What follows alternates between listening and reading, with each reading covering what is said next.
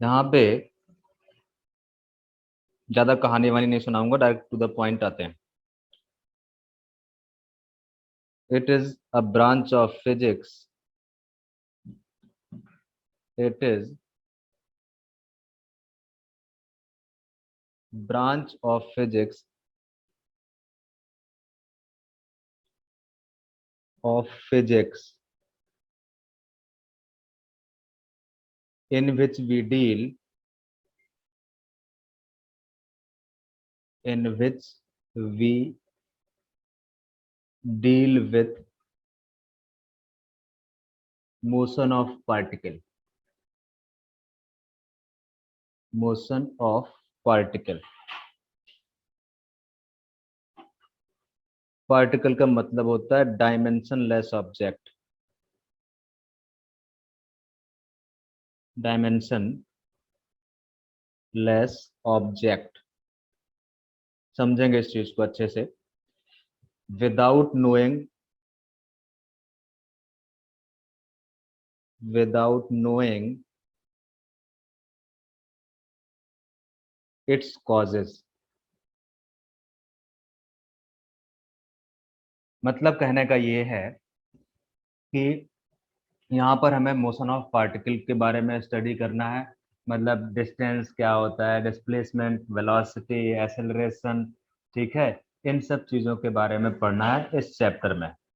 और ऑब्जेक्ट को क्या कंसीडर करके चलना है, पॉइंट ऑब्जेक्ट कंसीडर करके चलना है, या फिर डायमेंशनलेस ऑब्जेक्ट एज्यूम करके चलना है। दो बात तो ये हो गई। तीसरी बात ये है कि विदाउट नोइंग इट्स कॉजेस, हमें इनके कॉजेस के बारे में नहीं जानना। मतलब कहने का ये है कि यदि पार्टिकल में वेलोसिटी आई तो आई कहाँ से, उसके बारे में नहीं जानना है।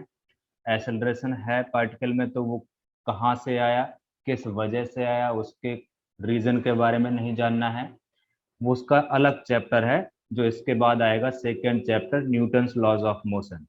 तो जो कॉजेस के बारे में हम जानेंगे वो न्यूटन्स लॉज ऑफ मोशन है, वो नेक्स्ट चैप्टर है, वो वहाँ पे स्टडी करेंगे।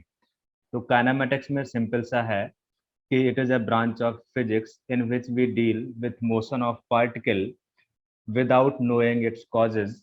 एग्जाम्पल के तौर पे बात करें तो लाइक डिस्टेंस, डिस्प्लेसमेंट, ध्यान से सुनना, डिस्प्लेसमेंट, वेलोसिटी, एक्सेलरेशन, एटसेट्रा। तो इनके बारे में हमें क्या करना है, स्टडी करना है। ठीक है, तो अब फिजिक्स काइनेमेटिक्स स्टार्ट करने से पहले सबसे पहले हम जान लेते हैं रेस्ट और मोशन के बारे में। तो पहला डेफिनेशन जो है वो है rest and motion, rest and motion. एक साथ डिफाइन करेंगे दोनों चीजों को, रेस्ट एंड मोशन। अब यहाँ पे बहुत ध्यान से सुनने वाली बात है, यदि कोई भी ऑब्जेक्ट है, कोई भी ऑब्जेक्ट है, तो यदि आपसे पूछा जाए कि यदि टेबल है आपके यहाँ जिसमें आप स्टडी कर रहे हो, तो आप बोलोगे, कई लोग बोलेंगे रेस्ट पे, कई लोग बोलेंगे मोशन पे। वो डिपेंड करता है वो देख कहाँ से रहे हैं, ऑब्जर्वर फ्रेम ऑफ रेफरेंस क्या है। मतलब कहने का एक छोटा सा एग्जांपल लेके हम इस चीज़ों को समझने की कोशिश करें। तो जैसे ये एक पार्टिकल है और इस पार्टिकल का वेलोसिटी v है, इस पार्टिकल का वेलोसिटी v है, इधर मूव कर रहा है, और एक ऑब्जर्वर है, और ये ऑब्जर्वर जो है, ये ऑब्जर्वर ये है, ये ऑब्जर्वर ए है, और ये भी इधर मूव कर रहा है v वेलोसिटी से, दोनों का वेलोसिटी सेम है। और ये एक ऑब्जर्वर है, ये ऑब्जर्वर बी है, ऑब्जर्वर बी, और ये रेस्ट पे है, रेस्ट पे है। तो यदि मैं बोलूं कि बताओ ये पार्टिकल जो है P, ये रेस्ट पे है या मोशन पे, तो जो ऑब्जर्वर बी, ऑब्जर्व करेगा वो तुरंत बोलेगा particle particle P is in motion, is in motion. उसका सिंपल सा लॉजिक है कि जो बी है वो ग्राउंड पे खड़ा हुआ है और पार्टिकल में कुछ वेलोसिटी है, तो बी से पार्टिकल की पोजीशन या पार्टिकल दूर जाता हुआ नजर आएगा। इसका मतलब वो बोलेगा कि पार्टिकल पी जो है वो मोशन पे है। लेकिन जो ऑब्जर्वर ए है, ऑब्जर्वर ए का भी वेलोसिटी वही है और पार्टिकल पी का भी वेलोसिटी वही है। मतलब ये मान के चलो कि दो बसेस हैं और सेम ट्रैक पे चल रही हैं, अगल बगल पे हैं। एक पे आप बैठे हुए, एक पे आपका फ्रेंड बैठा हुआ है। तो यदि वो पैरेलल रोड पे चल रही हैं और दोनों का स्पीड सेम है, तो एक दूसरे के रिस्पेक्ट में आप हमेशा क्या रहोगे, रेस्ट पे रहोगे। ठीक है। या ऐसे समझ लो कि एक बस है, उस उसी बस के अंदर दो लोग बैठे हुए हैं, तो दोनों की वेलोसिटी क्या हो गई, सेम हो गई। तो दोनों की एक दूसरे के रिस्पेक्ट में क्या है, उनकी लोकेशन चेंज नहीं हो रही है, पोजीशन चेंज नहीं हो रही है। मतलब एक दूसरे के रिस्पेक्ट में वो क्या है, रेस्ट पे है। तो ए ऑब्जर्वर क्या ऑब्जर्व करेगा, पार्टिकल इज एट रेस्ट। यदि और थोड़ा सा एक एग्जाम्पल की बात करें, तो यदि बात करें कि यदि आप जो स्टडी टेबल में बैठे हो या चेयर में बैठे हो, तो आप बोलोगे वो रेस्ट पे है।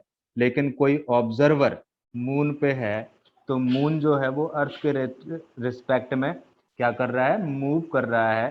तो मून पे बैठा ऑब्जर्वर जो होगा वो बोलेगा टेबल क्या है, मोशन पे है। मतलब यहाँ पर दो चीजें निकल के आई कि जो रेस्ट और मोशन है, पहला पॉइंट निकल के आया कि जो रेस्ट और मोशन है, क्या रेस्ट या फिर मोशन या and motion, rest and motion, ये निकल के आया कि ये एब्सल्यूट टर्म नहीं है।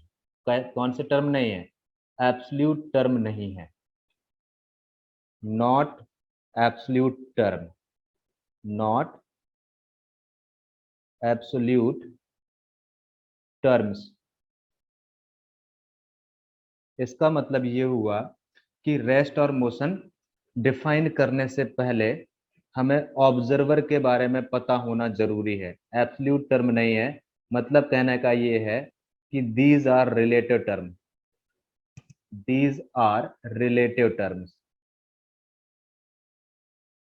दीज आर रिलेटिव टर्म्स,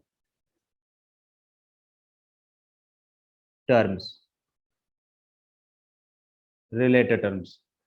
इसका मतलब ये भी हुआ कि rest and motion depends on, rest and motion,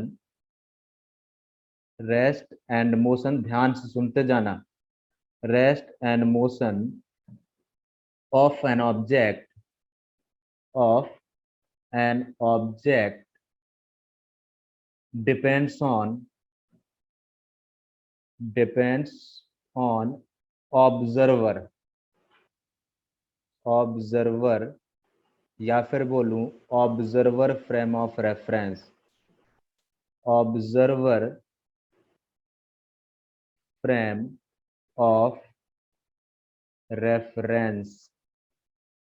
observer frame of reference वही बात है कि आप देख रहे हो या कोई ऑब्जर्वर मून से देख रहा है, वही ऑब्जर्वर फ्रेम। एक के लिए ऑब्जर्वर, जो ऑब्जर्वर अर्थ पे है उसका ऑब्जर्वर फ्रेम ऑफ रेफरेंस अर्थ हो गया। एक ऑब्जर्वर मून पे बैठा है तो उसका ऑब्जर्वर फ्रेम क्या हो गया, मून हो गया। एक ग्राउंड पे खड़ा होकर किसी चीज को ऑब्जर्व कर रहा है तो ground observer frame of reference हो गया। एक बंदा बस पे बैठ के, मूविंग बस पे बैठ के चीजों को ऑब्जर्व कर रहा है तो उसके लिए ऑब्जर्वर फ्रेम ऑफ रेफरेंस क्या हो गई, बस हो गई। मतलब कहने का ये है कि for defining rest and motion, for defining, defining rest and motion, first of all, first of all, we have to define, we have to define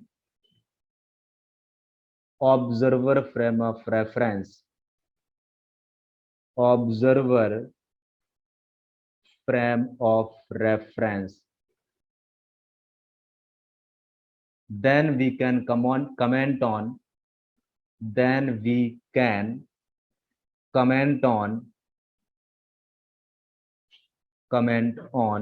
rest and motion, rest and motion.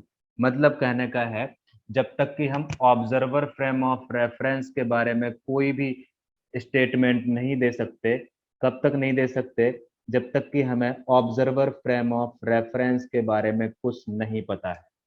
तो सबसे पहले हमें observer frame of reference को define करना पड़ेगा कि देखने वाला कहाँ पे है और किस ऑब्जेक्ट को देख रहा है, तभी हम रेस्ट एंड मोशन को क्या कर सकते हैं, डिफाइन कर सकते हैं। क्या इतनी सी बात समझ में आई मेरी? जल्दी बोलो। हाँ सर। गुड। तो इतनी बात बिल्कुल क्लियर होना चाहिए कि जो ये हैं rest and motion, these are relative term, ये एब्सोल्यूट टर्म नहीं है। ये किस पर डिपेंड करते हैं? ऑब्जर्वर फ्रेम ऑफ रेफरेंस पे क्या करते हैं, डिपेंड करते हैं। तो अब बात करते हैं ऑब्जर्वर फ्रेम ऑफ रेफरेंस। जैसे यहाँ पर जो हमने ये एग्जाम्पल लिया था, यहाँ पर इसका ऑब्जर्वर फ्रेम कैसा है, मूविंग है, और इसका ऑब्जर्वर फ्रेम क्या है, रेस्ट पे है। तो इसके रिस्पेक्ट में ये पार्टिकल जो P है ये मोशन पे है, और इसका ऑब्जर्वर फ्रेम ए का जो है वो मोशन में हो गया, तो पार्टिकल जो P है वो क्या हो गया, रेस्ट पे हो गया। मतलब ऑब्जर्वर यदि अपना observer frame of reference change कर देगा तो रेस्ट और मोशन भी क्या हो जाएगा, चेंज हो जाएगा। अच्छा, तो चलो अब आते हैं ऑब्जर्वर फ्रेम ऑफ रेफरेंस पे कि क्या है। जैसा हमें पता है कि कोई भी पार्टिकल का रेस्ट एंड मोशन डिफाइन करना है, तो यदि कोऑर्डिनेट या पोजीशन डिफाइन करना है तो हमारे पास क्या होना चाहिए, कोऑर्डिनेट फ्रेम होना चाहिए। तो लेट्स से ये कोऑर्डिनेट फ्रेम है, ये एक्स एक्सेस है, ध्यान से देखना, और ये वाई एक्सेस है। मैं ज्योमेट्री में बता चुका हूँ ये सब चीज़ें, और मैं कहाँ पर बता चुका हूँ, वेक्टर में भी बता चुका हूँ। तो यहाँ पर ध्यान से देखना, ये जेड एक्सेस है और ये ओरिजिन है। जब तक हमारे पास ये कोऑर्डिनेट सिस्टम नहीं होगा तब तक मैं किसी भी पार्टिकल की पोजीशन को डिफाइन नहीं कर सकता। अब यदि इसके कोऑर्डिनेट हैं एक्स या a कॉमा बी कॉमा सी, इसके कोऑर्डिनेट हैं a कॉमा बी कॉमा सी। तो यदि हमारे पास ये कोऑर्डिनेट फ्रेम नहीं होता तो मैं इसकी पोजीशन को कभी भी डिफाइन नहीं कर सकता था। अच्छा, तो यहाँ से पहली बात तो ये हो गई कि जो एक्स वाई कोऑर्डिनेट सिस्टम है, X Y Z coordinate system है, कोऑर्डिनेट सिस्टम है, ये हमारा क्या है, ऑब्जर्वर फ्रेम है। क्या है, ऑब्जर्वर फ्रेम है। क्योंकि यदि ये फ्रेम नहीं होता तो हम इस पार्टिकल की लोकेशन को डिफाइन नहीं कर पाते। अच्छा, ऑब्जर्वर फ्रेम है, और ऑब्जर्वर सारे मेजरमेंट कहाँ से होते हैं, ओरिजिन पे बैठ के होते हैं। तो ऑब्जर्वर कहाँ से मेजर करता है, ऑब्जर्वर कहाँ पे बैठा होता है, ओरिजिन पे बैठा होता है। तो दूसरा पॉइंट ये निकल के आया, observer is present at origin. Observer, ये सब चीजें ध्यान रखनी है क्योंकि ये वहां पर क्वेश्चन में बताएगा नहीं। ऑब्जर्वर प्रेजेंट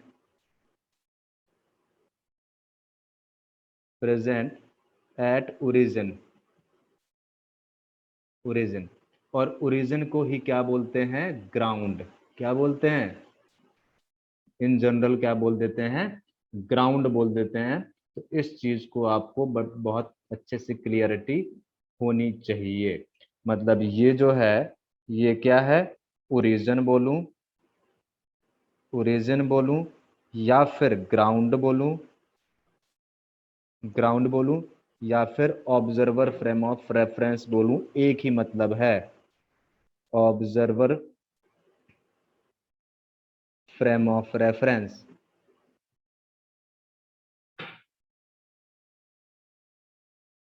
तो बिना इसके हम कोई भी पार्टिकल की पोजीशन को डिफाइन नहीं कर सकते। तो क्या ऑब्जर्वर फ्रेम ऑफ रेफरेंस समझ में आ गया? और उसमें ऑब्जर्वर कहाँ पे बैठा हुआ है, क्या वो समझ में आ गया? जल्दी बोलो। Yes sir. ये क्या है? ऑब्जर्वर है। ऑब्जर्वर। अब ये देख रहा है सारी चीजें। अब यहाँ पे अब आते हैं टर्म पे अपने, जो हमें डिफाइन करना था। यदि पी पोजीशन की बात करूं तो पी, इसके कोऑर्डिनेट ए कॉमा बी कॉमा सी है। यदि ऐसे लिखा होगा तो इसको बोलते हैं पोजीशन। क्या बोलते हैं? पोजीशन। पोजीशन बोलूं साइंटिफिक लैंग्वेज में, पोजीशन ऑफ ऑफ पार्टिकल या ऑब्जेक्ट, पार्टिकल पी। या मैथमेटिकल लैंग्वेज में बोलूं तो coordinate, coordinate of of particle P. Particle P, बहुत ध्यान सुनना, ये सब चीजें लिख रहा हूं मैं, बोल के भी टाल सकता था क्योंकि ये आपके लिए जरूरी है। ठीक है, हम बिल्कुल ऑब्जेक्ट ओरिएंटेड स्टडी कर रहे हैं, ये मान के चलो। जो चीजें, जो टर्म यूज होते हैं, क्वेश्चन में यूज होते हैं, जिसको आपको समझना है, पकड़ना है, बिल्कुल टू द पॉइंट हम बात कर रहे हैं। कोई फालतू की कहानी नहीं सुना रहा हूं। तो ये तो पोजीशन की बात हो गई। अच्छा, यदि इसका वेक्टर फॉर्म लिखना है तो इसका वेक्टर मुझे पता है ओरिजिन से, और ये पी पॉइंट को मिला दूंगा तो ये होगा वेक्टर इसका। तो इसको vector of point P with respect to ground बोलूं या ओरिजिन बोलूं, क्योंकि ऑब्जर्वर कहाँ पे बैठा हुआ है? ओरिजिन पे बैठा हुआ है। तो ये तो पोजीशन हो गई। यदि पोजीशन वेक्टर लिखना है तो पोजीशन वेक्टर क्या लिखूंगा? ये ऐसे रिप्रेजेंट करने का तरीका, ये पहला बताता है किसको ऑब्जर्व कर रहे हो। क्या बताता है? किसको ऑब्जर्व कर रहे हो। और ये बताता है कहाँ से ऑब्जर्व कर रहे हो। तो कहाँ से ऑब्जर्व कर रहे हो? ग्राउंड से ऑब्जर्व कर रहे हो। तो ये जो वेक्टर होगा, इसको वेक्टर में लिखना है तो ये vector a unit along x axis है, b unit along y axis है, and c unit along z axis है। तो इसको वेक्टर में लिखूंगा तो क्या लिखूंगा? A i cap plus b j cap plus c k cap. तो इसको बोलूंगा, इसका नामकरण कर लेते हैं, इस वेक्टर को बोलूंगा पोजीशन वेक्टर। ये क्या था? ये तो था पोजीशन। अब इसे क्या बोलूंगा? Position vector. Position vector of P with respect to, कहां से ऑब्जर्व कर रहा है observer? Ground. With respect to ground. क्या पोजीशन या पोजीशन वेक्टर का मतलब समझ में आया? जल्दी बोलो फटाफट। ये सर समझ गया। क्या समझ में नहीं आया? समझ गया सर। समझ गए, ठीक। अब जरा देखो यहाँ पे, कोई जल्दबाजी नहीं है, ध्यान से सुनते जाना, क्योंकि कंसेप्ट स्ट्रांग नहीं होगे तो क्वेश्चन तो खेलेंगे नहीं। अब यहाँ से बात करें, अब रेस्ट और मोशन की बात करते हैं। मैंने पोजीशन डिफाइन कर लिया है, पोजीशन वेक्टर डिफाइन कर लिया है, और ऑब्जर्वर फ्रेम के बारे में भी पता है कि ऑब्जर्वर कहाँ से बैठ के देख रहा है। अब हम कमेंट कर सकते हैं मोशन के बारे में। तो अब यदि रेस्ट को डिफाइन करना है तो अब डेफिनेशन ऑफ रेस्ट आ रही है, ध्यान से देखना। अब डेफिनेशन ऑफ रेस्ट, फिर यदि ये सब चीजें क्लियर हो गई हैं तो अब बाकी की डेफिनेशन आप ही डिफाइन कर सकते हो। रेस्ट को डिफाइन करें तो देखो यहाँ से रेस्ट कैसे डिफाइन कर रहा हूं। अब यदि रेस्ट डिफाइन करना है तो बोलूंगा, क्या बोलूंगा? If if position of particle P, position का मतलब क्या हुआ? If position of particle P मतलब कोऑर्डिनेट की बात कर रहा है। या फिर बोलूं if position vector of particle P, मतलब इस वेक्टर फॉर्म की बात कर रहा है। एक ही बात है, दोनों का मतलब एक ही है, बस ये पोजीशन के फॉर्म में गिवन है, ये पोजीशन वेक्टर के फॉर्म में गिवन है। तो ऐसे बोलूं, इफ पोजीशन और position vector of particle p is not changing, is not changing with respect to time, with respect to time, time, with respect to time, with respect to the observer frame of reference। मतलब ऐसे लिखूं, यदि proper language में लिखूं तो ऐसे देखो, समझना एक एक लाइन। इफ पोजीशन, मतलब दिमाग में पोजीशन वर्ड आते ही दिमाग में आपको ये क्लिक करना चाहिए कि इसके कोऑर्डिनेट क्या है, a comma b comma c. If position, if position या फिर और पोजीशन वेक्टर, तो पोजीशन वेक्टर बिल्कुल क्लिक करते हुए ये दिमाग में आना चाहिए, ये पिक्चर आना चाहिए कि ये है। इफ पोजीशन और position vector of particle, particle p is not changing, is not changing,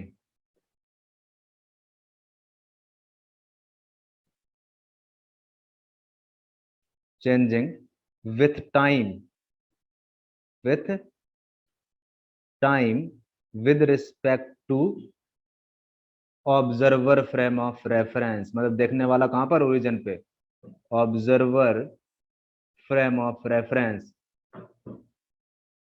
frame of reference,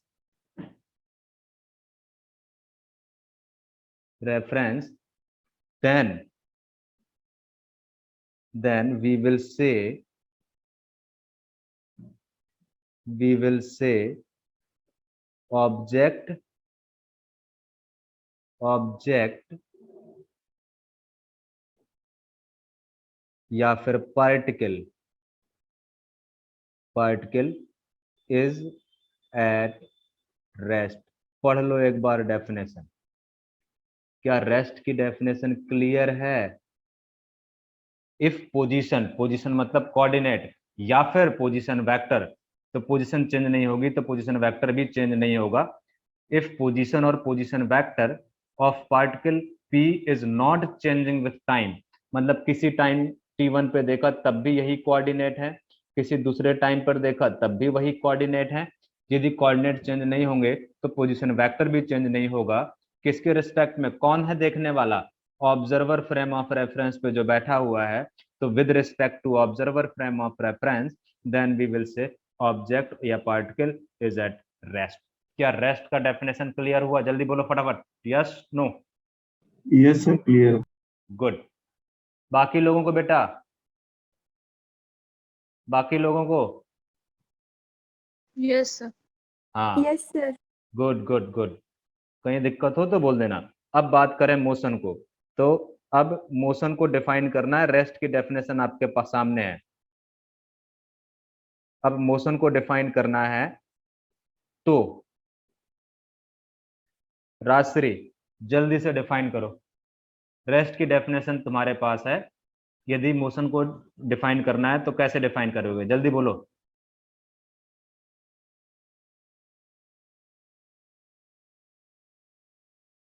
rest की डेफिनेशन पढ़ो और मोशन की डिफाइन करो।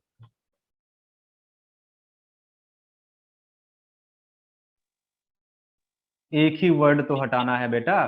कौन सा वर्ड हटाना है? Sir not. नॉट को हटाना है। किसकी डेफिनेशन बन गई? मोशन की डेफिनेशन बन गई। मोशन। समझ गए ना? हाँ, तो लिखो जल्दी से। इफ पोजीशन, जल्दी से लिख लो फटाफट। इफ पोजीशन और position vector, position vector of particle, particle p is changing, changing with time, with time, with respect to observer frame of reference, observer frame of reference, then we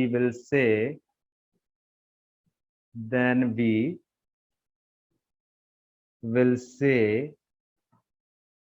object या फिर particle is in motion, is in motion. क्या motion भी clear हो गया? जल्दी बोलो। हाँ sir. Good. तो अभी हमने मैथमेटिकल एनालिसिस रेस्ट और मोशन की एनालाइज किया, और रेस्ट और मोशन को डिफाइन करने का क्या तरीका होता है उसको समझने की कोशिश करी। शायद समझ में आ गया होगा। मैंने बिल्कुल उसी अप्रोच से डिफाइन किया है जिस अप्रोच से क्वेश्चन सॉल्व करते हैं, मतलब जिससे हमें क्या जानकारी एक्सट्रैक्ट करनी है, क्या इंफॉर्मेशन किस तरीके से मैथमेटिकल फॉर्म में लिखना है, उस फॉर्म में हमने रेस्ट और मोशन को डिफाइन किया है। इसको मैं सिंपली लैंग्वेज के फॉर्म में भी डिफाइन कर सकता था, लेकिन उससे क्वेश्चन सॉल्विंग की अप्रोच डेवलप नहीं हो पाती। तो यहाँ पर क्वेश्चन सॉल्विंग की मतलब रेस्ट और मोशन से क्या क्या एनालाइज कर सकते हैं, इसका मतलब पोजीशन से क्या होता है, पोजीशन वेक्टर से रिलेटेड क्या होता है, और ऑब्जर्वर फ्रेम का मतलब क्या होता है, या जो देखने वाला है या ऑब्जर्व करने वाला है उसका क्या मीनिंग है। आगे बढ़ें? हाँ सर। गुड। आगे बढ़ते हैं। रेस्ट और मोशन हो गया। अब आते हैं distance and displacement. Distance and displacement. तो पहले तो हम बिल्कुल सिंपल तरीके से डिस्टेंस एंड डिस्प्लेसमेंट ये एक साथ डिफाइन करेंगे, जैसे रेस्ट और मोशन एक साथ डिफाइन किए, ऐसे ही डिस्टेंस एंड डिस्प्लेसमेंट भी एक साथ करेंगे हम। Distance and displacement. डिस्प्लेसमेंट बिल्कुल ध्यान से सुनना। अच्छा, अभी तो बिल्कुल बच्चों वाले तरीके से हम डिफाइन करते हैं, ठीक है ना। तो पहले डिस्टेंस को, फिर इसका मैथमेटिकल वो देखेंगे, मैथमेटिकल तरीके से कैसे करेंगे वो भी हम ऑब्जर्व करने की कोशिश करेंगे। तो पहले तो हम डिस्टेंस देखें बिल्कुल सिंपल तरीके से। डिस्टेंस, डिस्टेंस जो डिफाइन किया गया है, it is actual path length. It is it is actual path length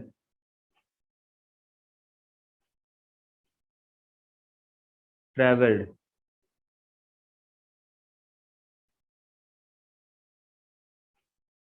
by object. पहला पॉइंट, पॉइंट के फॉर्म में लिखते जाते हैं। पहला पॉइंट। दूसरा पॉइंट, ये डिस्टेंस है, एक्चुअल पाथ लेंथ, ये क्या है, पाथ लेंथ है। और जो लेंथ होता है वो कभी नेगेटिव नहीं होता। तो इट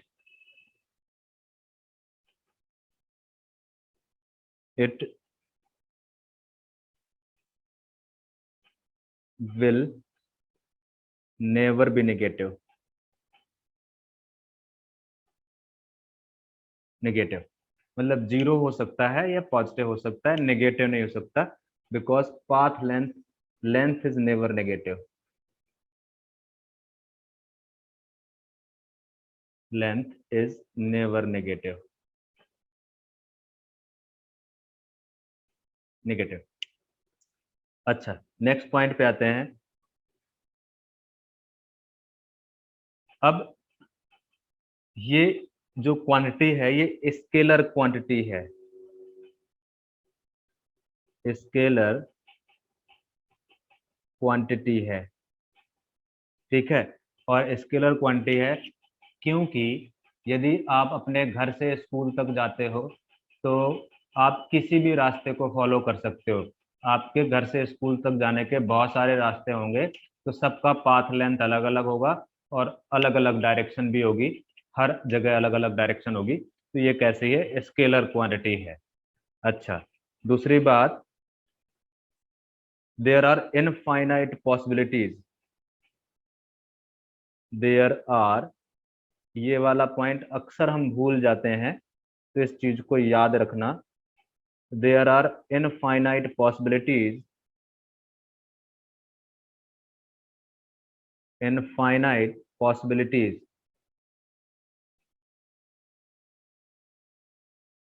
possibilities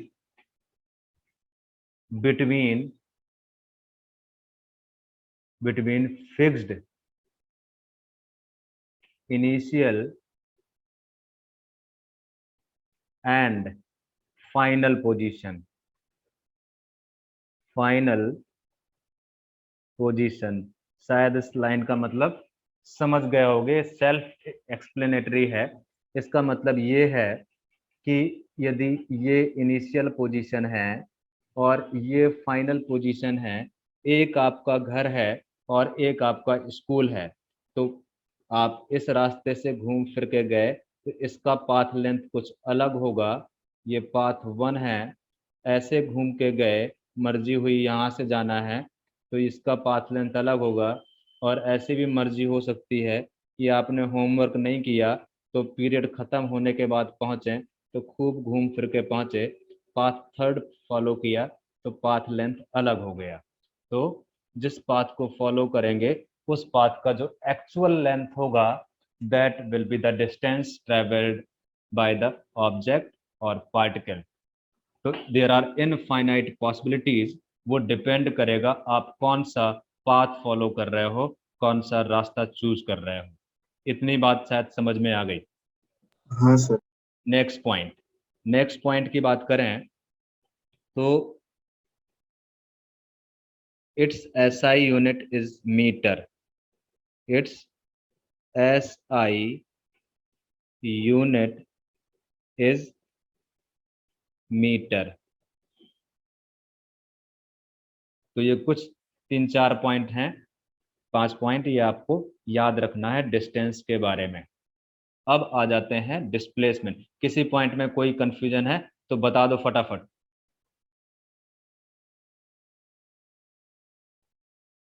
चलिए डिस्प्लेसमेंट पे आते हैं।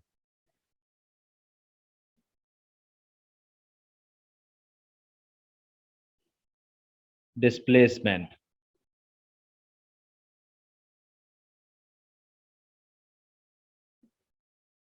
डिस्प्लेसमेंट बहुत पहले से पढ़ते आ रहे हो। It is a shortest separation, it is a shortest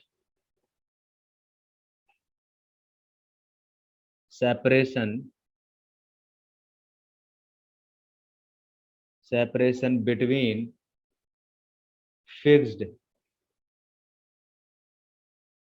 initial and final position।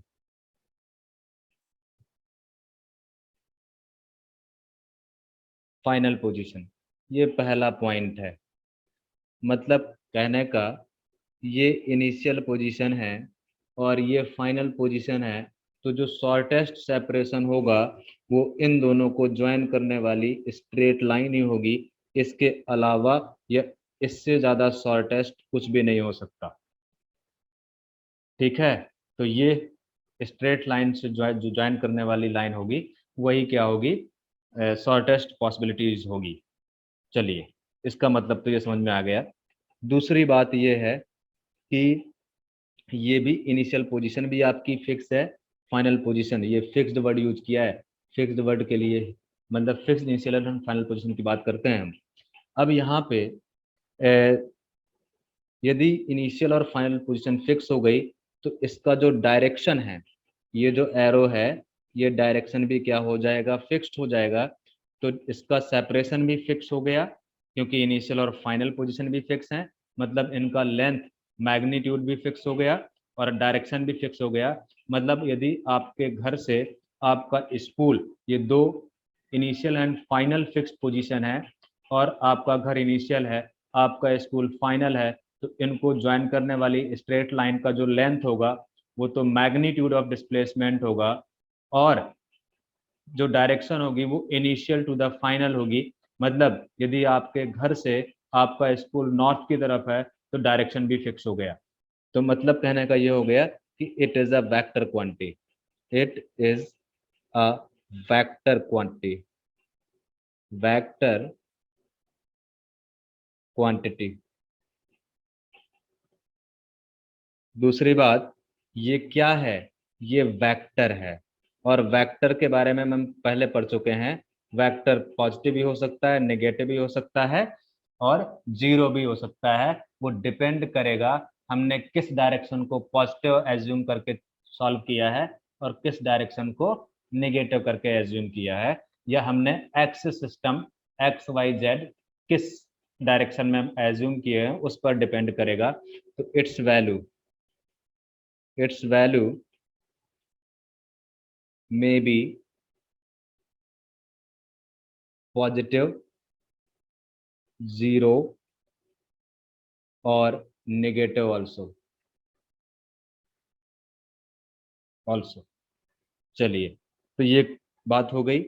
Third point, next point जो हम अक्सर भूल जाते हैं, इसको याद रखना है कि यदि इनिशियल और फाइनल पोजीशन फिक्स हो गई तो डिस्प्लेसमेंट की सिर्फ एक ही पॉसिबिलिटी होगी।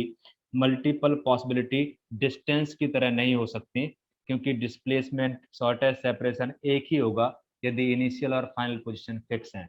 तो it has only one possibilities, it has only one possibilities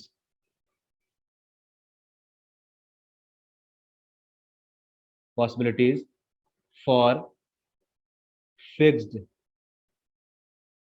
initial and final position, final position, final position। और finally last point, its SI unit is meter, its SI unit is meter। जल्दी बोलो, क्या distance और displacement clear है? सारे point सोच लो फिर बताओ। Clear. गुड। तो डिस्टेंस और डिस्प्लेसमेंट। अब डिस्टेंस का तो मैथमेटिकल एनालिसिस तो वो स्केलर क्वांटिटी है, उसको तो हमें ज़्यादा कुछ करने की ज़रूरत है नहीं। यदि एक एग्जाम्पल की बात कर लें, चलो एक छोटा सा एग्जाम्पल लें, फिर मैथमेटिकल एनालिसिस पे चलते हैं। तो बात करें हम, ये है, ये हमारे पास एक्स एक्सेस है और ये वाई एक्सेस है, और किसी ऑब्जेक्ट का इनिशियल पोजीशन ये है। 1 यूनिट इधर गया, देन 1 यूनिट इधर गया, फिर 1 यूनिट इधर गया, फिर 1 यूनिट इधर गया, फिर 1 यूनिट इधर, 1 यूनिट इधर, और 1 यूनिट इधर। ऐसे ये मूव किया, ठीक है। ये 1 मीटर है, ये भी 1 मीटर है, ये भी 1 मीटर है, ये भी 1 metre, 1 metre, 1 metre. It is a final position. इससे ज्यादा बेकार एग्जाम्पल मैं नहीं ले सकता था, ठीक है। जल्दी से बताओ डिस्टेंस क्या हो जाएगा, बोलो। Sir 7 metre. 1 2 3 4 5 6 7, बिल्कुल ठीक है। डिस्टेंस 7 मीटर, इससे ज़्यादा बेकार एग्जाम्पल नहीं ले सकता था मैं। डिस्प्लेसमेंट की बात करें,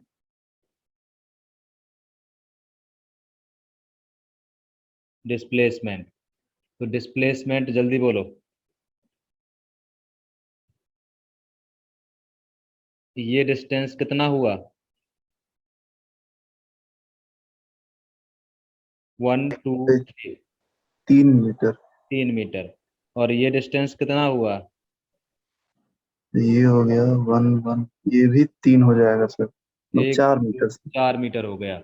और शॉर्टेस्ट सेपरेशन कौन सा होगा इनिशियल से फाइनल सर तो फाइनल 5 मीटर। ज्वाइन करने वाली लाइन, ये वेक्टर होगा। तो यदि डिस्प्लेसमेंट वेक्टर फॉर्म में लिखना होता, यदि उसको आर वेक्टर बोल दूं और एफ विद रिस्पेक्ट टू आई, तो डिस्प्लेसमेंट ऑफ एफ, एफ को देख रहे हैं कहाँ से देख रहे हैं, आई से देख रहे हैं, और वेक्टर फॉर्म में लिखता तो क्या लिखता?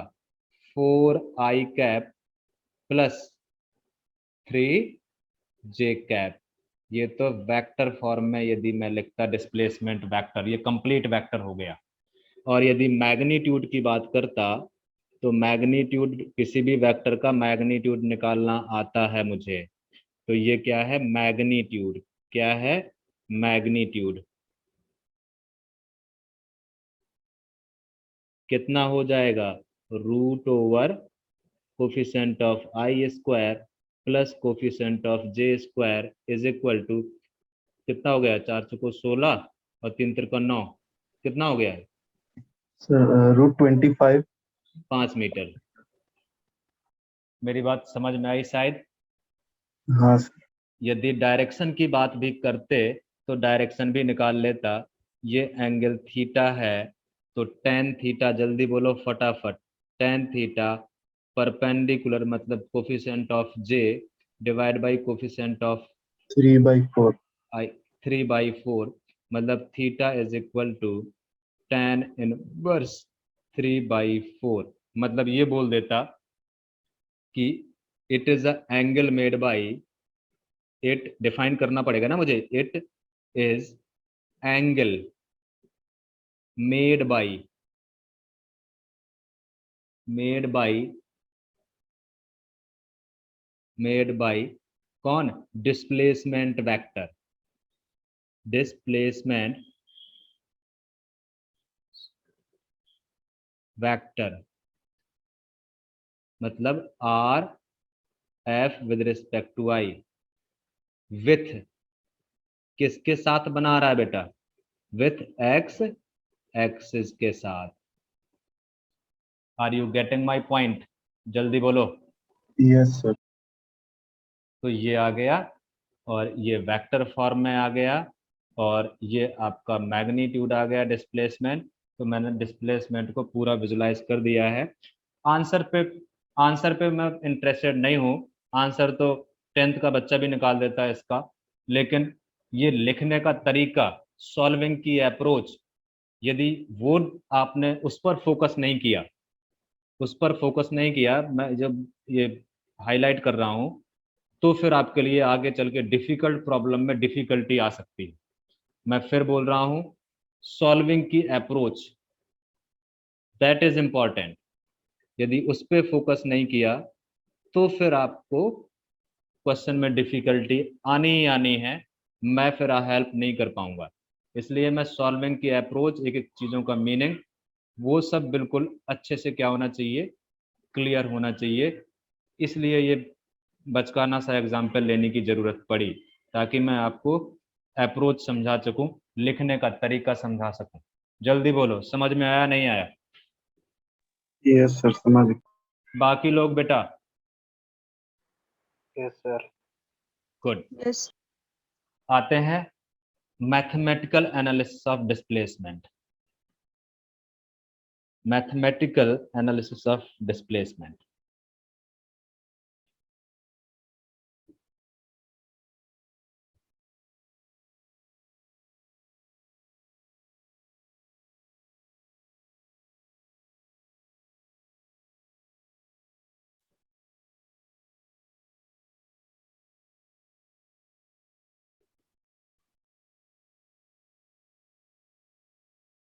मैथमेटिकल एनालिसिस ऑफ डिस्प्लेसमेंट, ध्यान से देखने की कोशिश करते हैं इसको समझना।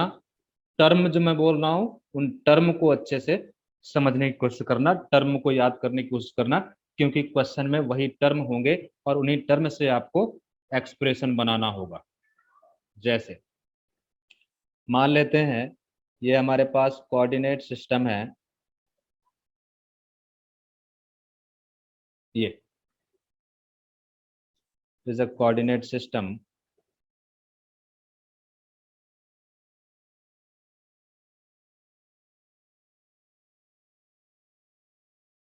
ये एक्स एक्सिस, ये वाई एक्सिस, ये जेड एक्सिस, वेक्टर मैं पढ़ा चुका हूं, मुझे पता है ये ग्राउंड है या ओरिजिन, ऑब्जर्वर यहाँ पे बैठा बैठा है। ये क्या है, आपको पता है, ये है क्या, ग्राउंड। ग्राउंड। एक पार्टिकल ये है, एक पार्टिकल p है जिसके कोऑर्डिनेट हैं let's say x, let's say x1 comma y1 comma z1। एक पार्टिकल q है और उसके, ये पी क्यू की जगह आई एफ बोल देते हैं।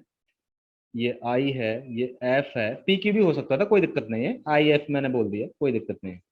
ये X I, Y I, Z I, ये एक्स एफ, वाई एफ, और ये जेड एफ। ये एफ इसलिए लिखा है कि इनिशियल और फाइनल से भी मैं इसको बोल सकता हूँ, इसलिए थोड़ा सा आई से इनिशियल बोलने में अच्छा लगता है, एफ है तो फाइनल बोलने में अच्छा लगता है। मैं पी क्यू एम एन कुछ भी बोल सकता था, वो तो सिर्फ लिखने का तरीका है।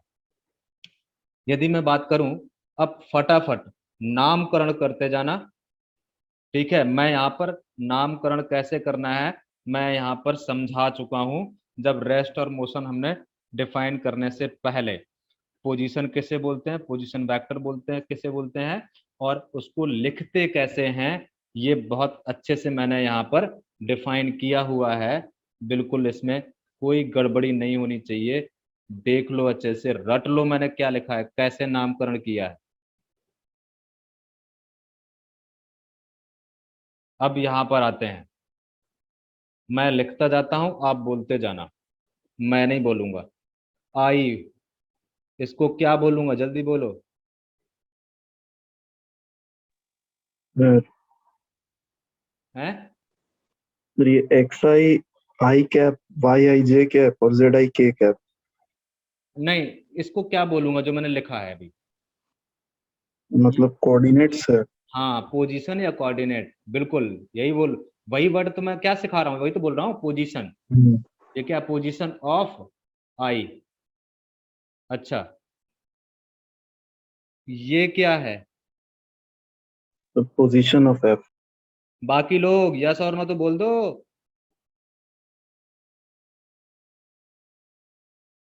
पोजीशन ऑफ एफ या फिर कोऑर्डिनेट। अच्छा, यदि मैं, ये वेक्टर है, इस वेक्टर का नामकरण करूं तो आई विद रिस्पेक्ट टू जी बोल सकता हूं, क्योंकि ग्राउंड से देख रहा है, किसको देख हाँ रहा है, सर। आई को देख रहा है। तो ये हम्म, वेक्टर लिखूंगा, तो जरा इस वेक्टर का नामकरण करो, और ये वेक्टर क्या होगा, एक्स आई आई कैप या plus x Y i j cap, hmm, Y i j cap, लिख पा रहे हो सारे लोग, yes sir. Z i k cap. नामकरण करो, नामकरण करो इसका।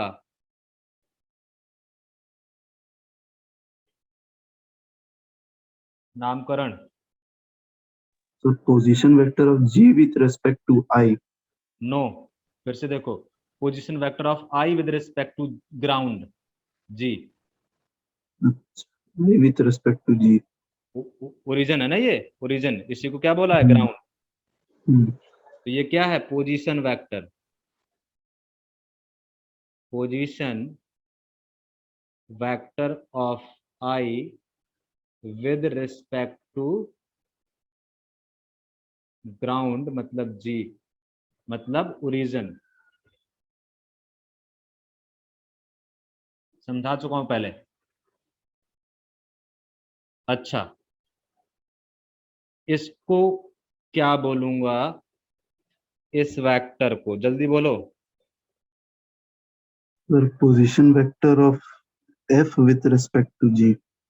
विद रिस्पेक्ट टू जी या ग्राउंड, तो x f i cap plus y f j cap plus z f k cap. समझ में आता है तुम लोगों को, नहीं आता है? मैं ऐसे ही चिल्लाता रहता हूँ। हाँ सर, हाँ, मतलब ऐसे ही चिल्लाता रहता हूँ। मैं समझ गया सर। अच्छा, position vector of F with respect to ground या फिर जी बोलूं, एक ही मतलब है, या फिर ओरिजिन बोलूं, एक ही मतलब है, समझा चुका हूं मैं। राइट। तो ये तो हो गया, मैंने पोजीशन लिख, हम बात कर रहे थे मैथमेटिकल एनालिसिस ऑफ डिस्प्लेसमेंट। चलो आते हैं। तो ये इनिशियल पोजीशन है, आई इनिशियल पोजीशन है, दिख रही है आपको फिगर में। एफ फाइनल पोजीशन है, फिगर में दिख रहा है। यदि डिस्प्लेसमेंट की बात कर रहे हैं तो शॉर्टेस्ट सेपरेशन होगा, और इनिशियल से फाइनल की तरफ होगा। तो ये जो होगा, ये होगा शॉर्टेस्ट सेपरेशन, और ये इसका direction from initial to the final. जल्दी बोलो। यस सर, समझ गए। अब जरा यहाँ पर देखो, ये जो मैंने वेक्टर क्वांटिटी डिफाइन की थी, डिस्प्लेसमेंट डिफाइन किया था, बोला था वेक्टर क्वांटिटी, और यहाँ पर एक लाइन और ऐड कर लो, इट्स डायरेक्शन, लिखना भूल गए थे, its direction will be from will be from initial to final। तो यहां भी ये जो मैंने लिखा, डिस्प्लेसमेंट वेक्टर, यदि आई इनिशियल पोजीशन है, एफ फाइनल पोजीशन है, तो ये क्या होगा बेटा, आई से एफ, ये क्या होगा, डिस्प्लेसमेंट वेक्टर होगा। बात समझ में आई? Yes sir. ये आई क्या है, इनिशियल पोजीशन, इनिशियल, और एफ क्या है, फाइनल, फाइनल।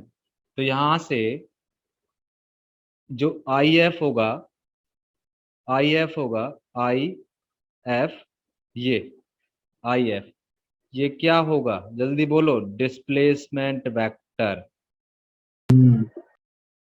Displacement vector. इसको यदि मैं और अच्छे से लिखूं तो इसको ऐसे लिख सकता हूं, कैसे, जैसे मैं आई को देख रहा था, कहां से बैठ के, ओरिजिन से बैठ के, तो मैंने क्या नाम दिया था, position vector of I with respect to ground, i g दिया था, आर हम्म। आई जी दिया था। और जब मैं एफ को देख रहा था ग्राउंड से बैठ के, तब मैंने क्या दिया था, position vector of F with respect to ground, R F G. अब यदि मुझे इसको लिखना है ऐसे ही सिंबॉलिक रिप्रेजेंटेशन में, तो क्या लिखूंगा बोलो, सर ये position position vector vector of I with respect to है। I with respect to F, या F with respect to I? Sir F पे बैठ के देखेंगे तो F with respect to I. नहीं बेटा, डायरेक्शन कहाँ से, यहाँ ओरिजिन से देख रहे हैं तो, ओरिजिन मतलब ग्राउंड से देख रहे हैं तो ग्राउंड वाला बाद में आ रहा ना, हम्म। तो यहाँ कहाँ से देख रहे हैं, सर यहाँ एरो, आई से देख रहे हैं। आई से देख रहे हैं, तो आई पहले आएगा या बाद में आएगा? आई पहले आएगा। आई पहले क्यों आएगा? सर, सर मतलब ये ऐसे, एफ को देख रहा हूं, कहाँ से बैठ के, आई पे बैठ के, ये ऐसे आई। लगेगा ना। हाँ सर। देखो ना, इनसे रिलेट करो ना, R I G, R F G से रिलेट करो। हाँ सर, सेकंड में आएगा। हाँ, तो इसे क्या बोलूंगा, position vector, position vector of f, कहाँ से देख रहे हैं, with respect to to i. I, with respect to i. यही हमारा क्या है, डिस्प्लेसमेंट वेक्टर है, यही क्या है, डिस्प्लेसमेंट वेक्टर है। जल्दी बोलो। हाँ सर। यही डिस्प्लेसमेंट वेक्टर है, क्योंकि शॉर्टेस्ट सेपरेशन का वेक्टर यही होगा, और यही शॉर्टेस्ट सेपरेशन होगा, और डायरेक्शन कहाँ से कहाँ होती है, इनिशियल से फाइनल होती है, इनिशियल से फाइनल होती है। गुड। अच्छा, इस वेक्टर को लिखूं तो इस वेक्टर को भी लिख सकते हैं बड़े आसानी से, वहां भी मैंने डिफाइन किया था। चलो एक चीज देखें, क्या एक ट्रायंगल फिगर देखो, और आपको एक ट्रायंगल दिख रहा होगा, इन तीन वेक्टर से मिलके बना हुआ ट्रायंगल है। तो इन ट्रायंगल, कौन सा, ओ आई एफ, ये ट्रायंगल दिखा? अच्छा, इस ट्रायंगल में तीन वेक्टर हैं, एक आर आई जी, डायरेक्शन कहाँ से कहाँ है वो दिख ही रहा है फिगर में, एक आर एफ जी और एक आर एफ आई, ये तीन वेक्टर हैं। इसमें जरा ट्रायंगल लॉ अप्लाई करो और ट्रायंगल लॉ से मुझे बताओ किन दो वेक्टर का सम थर्ड वेक्टर है। ट्रायंगल लॉ याद करो, और ट्रायंगल लॉ क्या कहता था।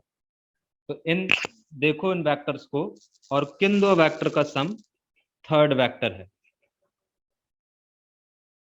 फिर आर आई जी। ओहो,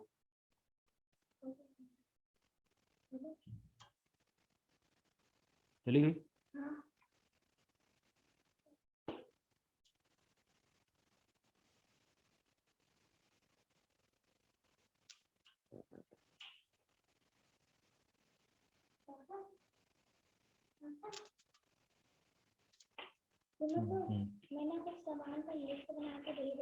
vector of F with respect to Y ये डिस्कस कर लिया था, उसी को बोल रहे थे हम डिस्प्लेसमेंट वेक्टर।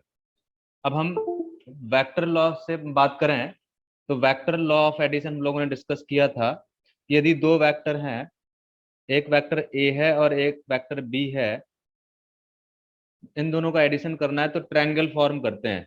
और ट्रायंगल फॉर्म करने का तरीका क्या था, एक वेक्टर को फिक्स रखेंगे और दूसरे वेक्टर का टेल उसकी हेड से ज्वाइन करेंगे, तो ये ए वेक्टर है। तो जो रिजल्टेंट वेक्टर आएगा वो फ्री टेल से फ्री हेड की तरफ जो वेक्टर बनेगा, that will be the resultant vector. तो ये जो वेक्टर होगा ये बी वेक्टर प्लस ए वेक्टर का सम होगा, जिसको हम रिजल्टेंट वेक्टर बोल रहे थे। और ये कहाँ से चीजें आ रही थी, triangle law of vector addition से। Triangle law of vector addition. Addition क्या इतना याद है सबको? हाँ सर याद है। गुड। अब जरा यहाँ पर ए बी और आर वेक्टर से कंपेयर करो, तो किसका हेड किसकी टेल से कंबाइंड हो रहा है, तो किन दो वेक्टर का सम थर्ड वेक्टर के बराबर होगा। तो गौर से देखो, यदि ट्रायंगल लॉ को कंपेयर करें तो जो आर आई जी वेक्टर है, ये यदि ए वेक्टर है तो R F I B vector होगा और resultant vector R F G होगा। तो अकॉर्डिंग टू ट्रायंगल लॉ हम इसकी बात कर रहे हैं, हम बात कर रहे हैं in triangle O I F. Check करो जल्दी से और बताओ किन दो वेक्टर का सम किस वेक्टर के बराबर है।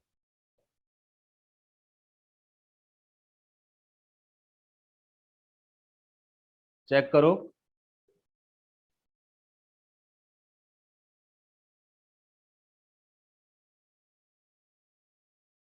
तो यहां से according to triangle law,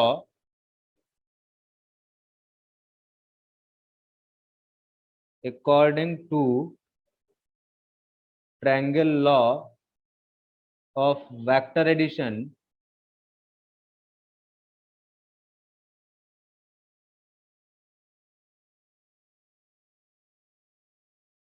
addition यदि हम गौर से देखें तो आर आई जी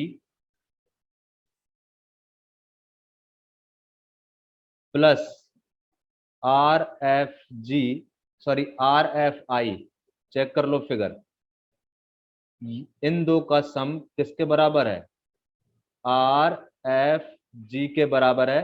जरा चेक कर लो। अब यहां से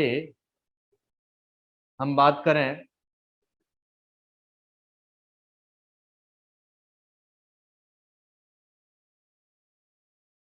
R F I is equal to R F G minus R I G. Hello, आवाज आ रही है मेरी? हाँ सर आ रही है। ठीक है। एक मिनट, ये अनिकेत करा के इनवैलिड लिंक बता रहा है। सर हो गया, ज्वाइन हो गया। हो गया, ठीक है। अनिकेत कहाँ ज्वाइन हुआ है? सर मैं ही तो हूँ। अच्छा ठीक ठीक।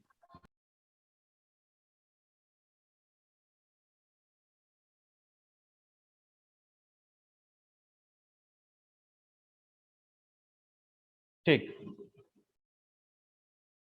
तो यहां से ये अब आर, ये वेक्टर मेरे पास है आर आई जी और आर एफ जी, इनका वैल्यू सब्स्टिट्यूट कर देंगे तो मुझे आर एफ आई वैक्टर मिल जाएगा। तो आर एफ जी है आपका, चेक कर लो, x f i cap plus y f j cap plus z f k cap minus x i i cap plus y i j cap plus z i k cap. इतना समझ में आया कि नहीं आया? जल्दी बोलो। ये मैंने कुछ नहीं किया है, हाँ सर समझ गए। जो फिगर है उसमें ट्रायंगल लॉ अप्लाई किया है, ट्रायंगल लॉ से बस ये स्टेटमेंट लिख लिया है ट्रायंगल लॉ से, और बस जो वैल्यूज गिवन है वो वैल्यू सब्स्टिट्यूट कर दी है। तो यहाँ से position vector of F with respect to i मिल जाएगा। सिंप्लीफाई कर लें तो x f minus x i cap plus y f minus y i j cap plus z f minus z i k cap. ये आ जाएगा आपका, इसको कुछ भी नाम दे सकते हैं, ये बोल सकते हैं कि ये पोजीशन वेक्टर क्या है, position vector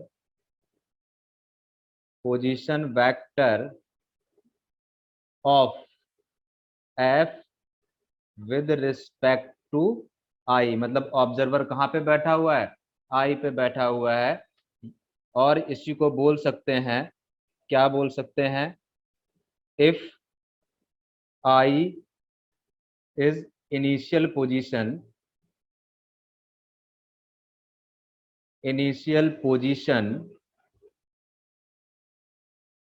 and f is final position,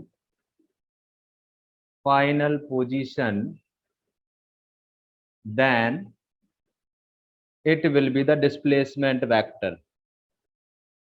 It will be the displacement vector.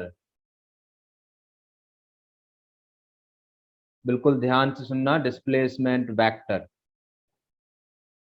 और डिस्प्लेसमेंट वेक्टर का डायरेक्शन कहां से कहां होता है? इनिशियल से फाइनल। वो हम थ्योरेटिकली भी डिफाइन कर चुके हैं यहाँ पर, जब डिस्प्लेसमेंट के बारे में डिस्कस किया था कि डायरेक्शन कहां से कहां होगी, इनिशियल से फाइनल की तरफ होगी।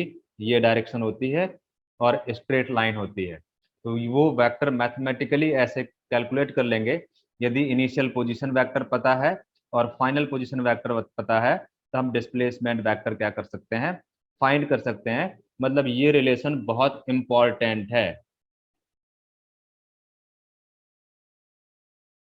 वेरी इंपॉर्टेंट, और ये बहुत फ्रिक्वेंटली यूज होगा रिलेटिव मोशन वगैरह सब चीजों में। तो ये बहुत इंपॉर्टेंट है, ये रिजल्ट, इसको ध्यान से बिल्कुल याद रखना, वेरी इंपॉर्टेंट। याद करने का तरीका, एक तो ट्रायंगल लॉ है ही, याद करने का तरीका हमें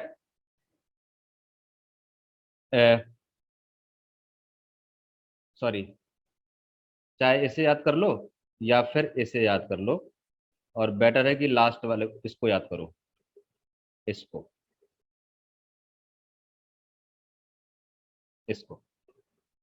और बिल्कुल अच्छे से रट्टा मार दो इसको। याद करने का तरीका, F with respect to I है तो F with respect to ground जो पहले है वो पहले आएगा, माइनस जो बाद में है वो बाद में आएगा विद रिस्पेक्ट टू ग्राउंड। ये याद करने का तरीका है। अब देखो, या तो वेक्टर फॉर्म में गिवन है तो फाइनल पोजीशन वेक्टर क्या कर देंगे, ये final position vector minus initial position vector, तो हमें क्या मिल जाएगा, डिस्प्लेसमेंट वेक्टर मिल जाएगा। या फिर हमें पोजीशन पता है तो मिल जाएगा। जैसे हम बात करें एग्जाम्पल, बहुत छोटा छोटा सा एग्जाम्पल लेते हैं, आपको लिखने का तरीका बिल्कुल आ जाना चाहिए अच्छे से। If R I with respect to ground is equal to, या सिंपली आर आई बोल सकते हैं, ये दिया है 3i cap plus 4j cap minus 6k cap, ये है initial position vector. Initial position vector, position vector, इससे ज्यादा मतलब सिंपल चीजें नहीं बता सकता मैं। आर एफ जी, ये let say final position vector, i cap plus 2j cap, final position vector, position vector. तो फाइंड करना है डिस्प्लेसमेंट वेक्टर। क्या फाइंड करना है? Displacement. Displacement vector. Displacement vector, उसका मैग्नीट्यूड वगैरह सब कुछ निकाल सकते हैं, कोई दिक्कत नहीं है। लेट से डिस्प्लेसमेंट वेक्टर का नाम दे देता हूं S vector. Then S vector, या इसी को बोल सकता हूं position vector of F with respect to I is equal to, क्या करेंगे, final position vector with respect to ground जो पहले आ रहा है, minus initial position vector with respect to ground. तो मेरे पास डिस्प्लेसमेंट वेक्टर आ जाएगा कितना, 3i cap plus 4j cap minus 6k cap. बिल्कुल सिंपल तरीके से बता रहा हूँ, बिल्कुल ध्यान से सुनते जाओ, ये लिखना उखना सब आना चाहिए, नहीं तो क्वेश्चन कैसे लिखोगे। सिंप्लीफाई कर लें तो ये हो जाएगा 2i कैप और प्लस 2j कैप, और सर आपने शायद क्या बेटा? नहीं नहीं कुछ नहीं। हाँ समझ नहीं नहीं कुछ नहीं सर। हाँ समझ में आ गया? हाँ हाँ। ठीक है। तो ये बिल्कुल सिंपल सा कैसे हमें लिखना है डिस्प्लेसमेंट वेक्टर, ये तो वेक्टर फॉर्म में, यदि पोजीशन वेक्टर गिवन है। दूसरे एग्जांपल की बात करें, तो साइन शायद मेरे उल्टे आ रहे हैं, शायद कुछ गलत हो रहा है। साइन, कौन से साइन? क्योंकि एफ जी माइनस आई जी है ना, आपने शायद आई जी माइनस एफ जी लिख कर दिया है नीचे। ओहो, मैंने उल्टा लिख दिया है, सॉरी सॉरी। हाँ वही। हाँ, ये प्लस है, ये माइनस है, मैंने उल्टा लिख दिया है। तो ये क्या हो जाएगा, साइन ये प्लस हो जाएगा, ये माइनस हो जाएगा। हाँ, मैंने उल्टा लिख दिया, सही बोल रहे हो आप, ध्यान रखो बाकी लोग। तो ये हो जाएगा आपका, कितना हो जाएगा बेटा, -2i कैप और -2j cap plus 6k cap. हाँ, मैंने उल्टा लिख दिया था, बिल्कुल सही बोल रहा, यूनिट, ध्यान रखना। अब दूसरे एग्जाम्पल की बात करें, बिल्कुल सिंपल सा है। इफ इनिशियल पोजीशन के कोऑर्डिनेट गिवन है 3,0,4 और फाइनल पोजीशन के कोऑर्डिनेट गिवन है -1,2,6, then find displacement vector. Displacement vector, चलो ठीक है। तो बिल्कुल सिंपल सा है डिस्प्लेसमेंट वेक्टर। आप देखो यहाँ पर क्या आया था, final coordinate minus initial coordinate, Y coefficient हो जाएगा, फाइनल माइनस इनिशियल वो J, final Z, initial I वो के। तो क्या हो जाएगा, जल्दी बोलो फटाफट। तो आपका डिस्प्लेसमेंट वेक्टर या आर एफ आई, भाई डायरेक्शन कहाँ से कहाँ होती है, आई से एफ की तरफ होती है, r F I is equal to कितना हो जाएगा बोलो, -1 -3 i cap plus 2 -0 j cap plus 6 -4 k cap. Solve कर लो further, -4i cap plus 2j cap plus 2k cap unit. Metre में होगा तो मीटर में, और सेंटीमीटर होगा तो सेंटीमीटर में, जो भी यूनिट होगी। तो it is a final displacement vector. और ये इस क्वेश्चन में आंसर ये आया था, इस क्वेश्चन में आंसर ये आया। अब इसका मैग्नीट्यूड निकालना है, मैग्नीट्यूड निकाल सकते हैं। एक्स एक्सिस से कितना एंगल बनाएगा, तो डायरेक्शन कोसाइन से निकाल सकते हैं, तो कुछ भी कर सकते हैं जो रिक्वायरमेंट होगी। जल्दी बताओ, क्या डिस्प्लेसमेंट का मैथमेटिकल एनालिसिस बिल्कुल क्लियर है? जल्दी बोलो फटाफट। Yes sir. चलिए, तो अभी हमने बहुत छोटी छोटी चीजें स्टडी करी। हमने स्टडी किया है, रेस्ट एंड मोशन को समझा है, थियोरेटिकली भी समझने की कोशिश करी, और मैथमेटिकली कैसे करते हैं, कैसे एनालाइज करते हैं, क्या क्या चीज़ों की रिक्वायरमेंट है वो एनालाइज किया।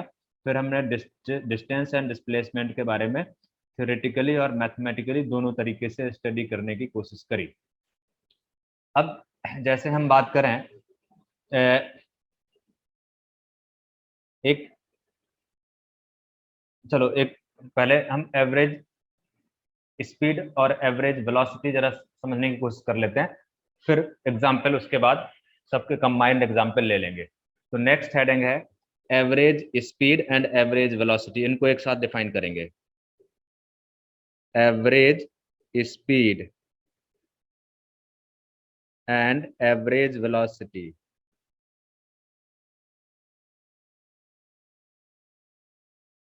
एवरेज वेलोसिटी, ध्यान से देखना, एवरेज वेलोसिटी। चलो एक एक करके करते हैं। पहले average speed. Average speed,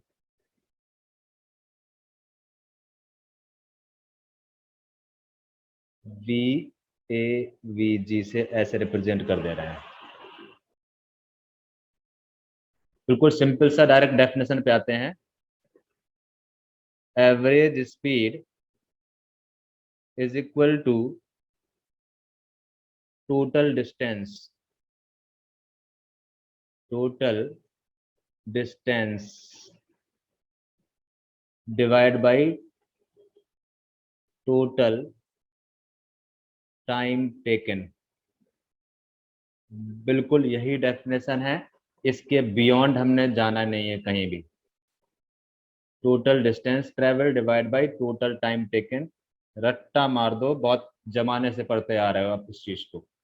total distance divide by total time taken. ठीक, कुछ इंपॉर्टेंट पॉइंट हैं वो समझने की कोशिश कर लेते हैं। तो फर्स्ट पॉइंट है, it's SI unit is metre. SI unit is metre. दूसरा पॉइंट फटाफट लिखते जाओ, किसी पॉइंट में कंफ्यूजन हो तुरंत बोल देना। दूसरा point, it is scalar quantity, क्योंकि डिस्टेंस स्केलर क्वांटिटी है बेटा, टाइम स्केलर होता ही है, टाइम का कोई डायरेक्शन नहीं होता। तो ये अल्टीमेटली क्या है, scalar quantity.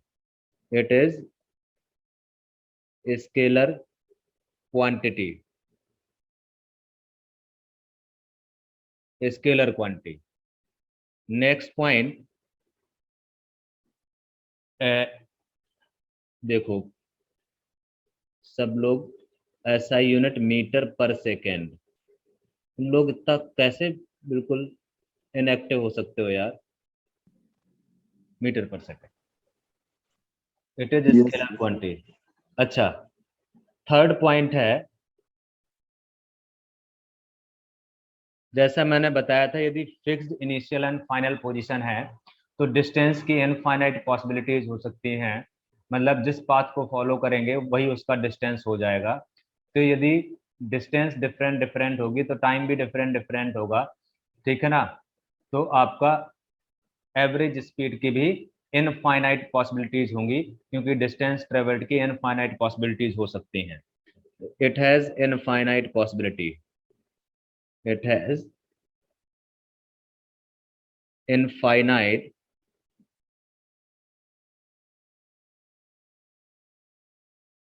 it has infinite possibilities.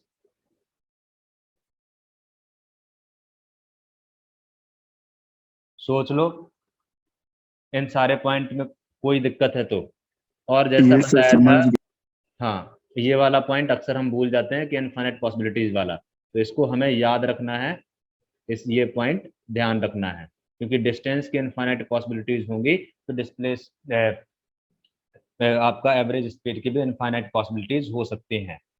Third point, जैसा हमने बोला था कि डिस्टेंस जो है वो कभी भी निगेटिव नहीं हो सकती है, तो यदि डिस्टेंस और टाइम कभी निगेटिव हो नहीं सकता तो average speed will never be negative, it's value will never be negative, never be negative। सोच लो, समझ लो और फिर मुझे बताओ, आंसर करो। चीजें क्लियर हैं? ये सर क्लियर। गुड। आगे बढ़ते हैं एवरेज वेलोसिटी पे। Average velocity,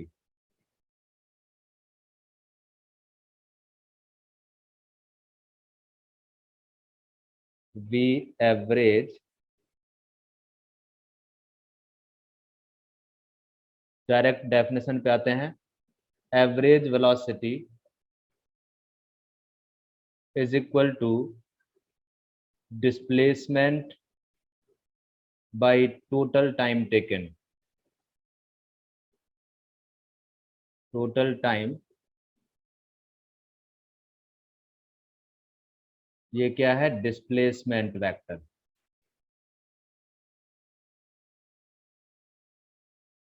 displacement vector. अच्छा, डिस्प्लेसमेंट वेक्टर भी समझ चुके हैं हम। क्या करते हैं? Position vector of F with respect to i, यही क्या आता था आपका? X f minus x i cap plus y f minus y i j cap, ये निकालना हम सीख चुके हैं। जेड आई के कैप, तो ये आपका डिस्प्लेसमेंट वेक्टर है। इंपॉर्टेंट पॉइंट की बात करें, अच्छा यदि ये एवरेज स्पीड वेक्टर आ गया तो उसका मैग्नीट्यूड वगैरह सब कुछ निकाल सकते हैं। वेक्टर का मैग्नीट्यूड कैसे निकालते हैं आपको पता है, डायरेक्शन वगैरह निकाल सकते हैं, वो डायरेक्शन कोसाइन का कॉन्सेप्ट पता है आपको। अब यहाँ से it's SI unit is metre per second. Next point, it is vector quantity, it is vector quantity। अच्छा, वेक्टर क्वांटिटी के साथ साथ time, displacement divide by time taken है, तो टाइम टेकन, टाइम का तो कोई स्केलर क्वांटिटी है, टाइम का तो कोई डायरेक्शन होता नहीं है, तो डायरेक्शन जो डिस्प्लेसमेंट वेक्टर का होगा वही डायरेक्शन किसका होगा? एवरेज वेलोसिटी का होगा। तो यहाँ से एक पॉइंट और कंटिन्यू कर सकते हैं, its direction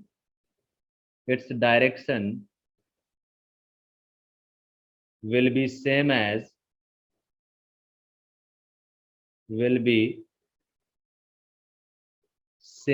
as displacement vector। Displacement vector. Next point, अब ये वेक्टर क्वांटिटी है तो वेक्टर नेगेटिव भी हो सकता है, पॉजिटिव भी हो सकता है, जीरो भी हो सकता है, तो यहाँ भी हम नेक्स्ट पॉइंट लिखेंगे, इट्स वैल्यू में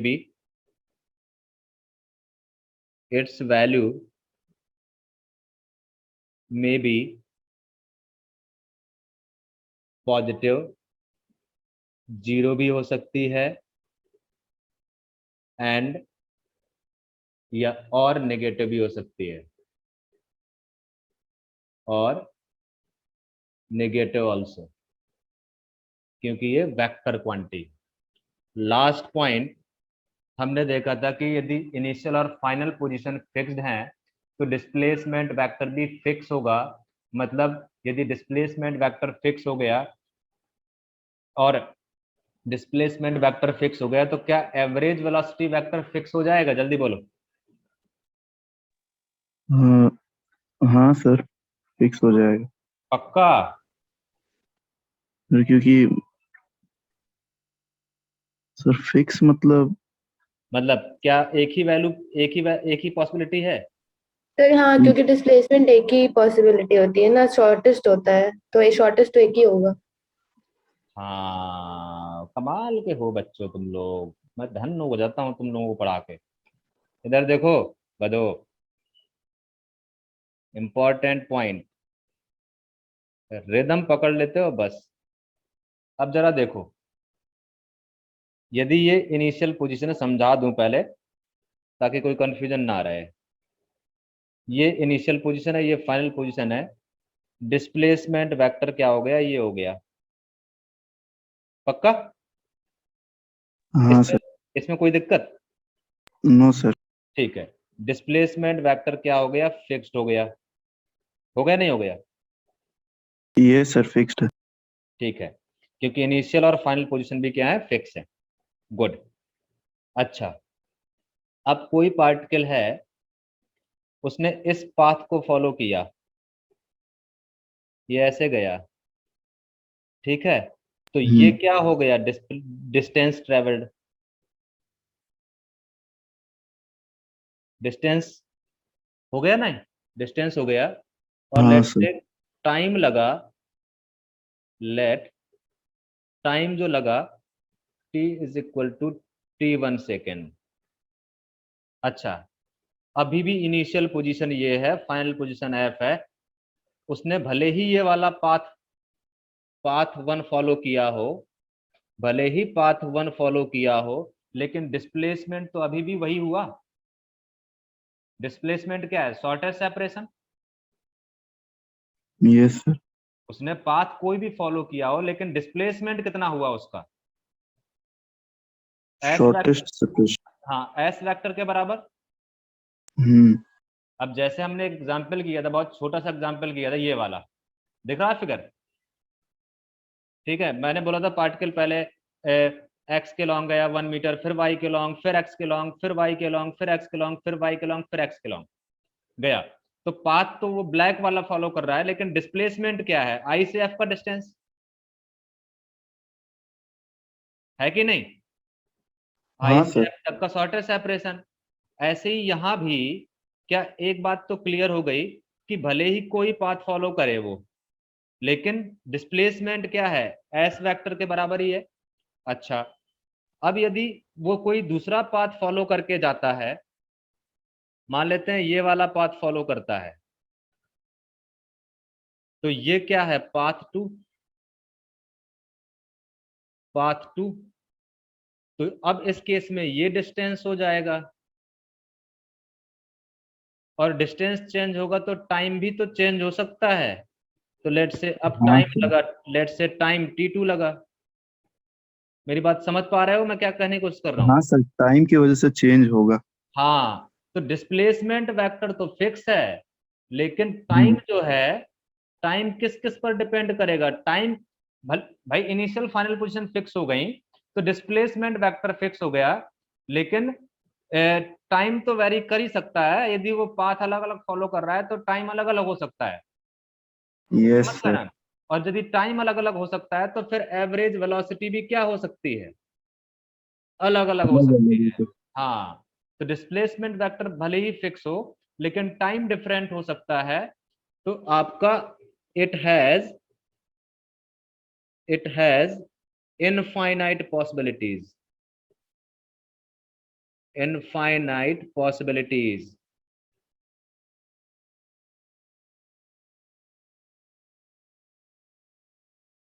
It has infinite possibilities because time may be different.